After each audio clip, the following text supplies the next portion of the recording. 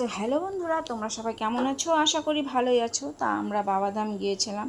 সেখান থেকে দেখো, দেওঘরে গিয়ে একটা জায়গায় গেছি এই মন্দিরটা দেখতে। এই মন্দিরটার নাম হচ্ছে নয়লাক্ষা মন্দির, কিন্তু কৃষ্ণ ঠাকুরের মন্দির, তো নাম রেখেছে নয়লাক্ষা।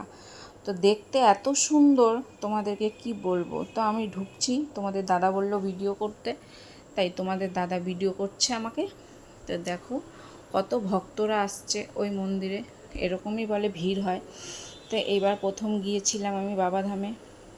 তা আমার তো খুব ভালো লেগেছে। তোমরা কে কে এসেছো অবশ্যই আমাকে কমেন্ট করে জানাবে। তো বাবাধাম নেক্সটে ঠাকুর ভালো রাখলে আবার যাব, আশা আছে। তো দেখো মন্দিরটা এত সুন্দর, ভিতরটায় আবার ফটো তুলতে দেয় না, তো মন্দিরের সামনাটাই তুলছি। একদম ভিতরে ঢুকলে বন্ধ করো মোবাইল, বন্ধ করো মোবাইল বলে, তো এইটুকুনটা দেখিয়ে বন্ধ করে দিয়েছিলাম। তাই বাইরেটা দেখাচ্ছি তোমাদেরকে। দেখো কত ভক্তরা ঘুমিয়ে রয়েছে মন্দিরে, সেই কত দূর দূর থেকে আসছে এই নয়লাক্ষা মন্দির দর্শন করার জন্য। এখানে জল ঢেলে এসে তারপর এখানে আসবেই সবাই। তো আমরাও আসলাম। তো ভালো লাগলে আমার পাশে থাকবে। টাটা।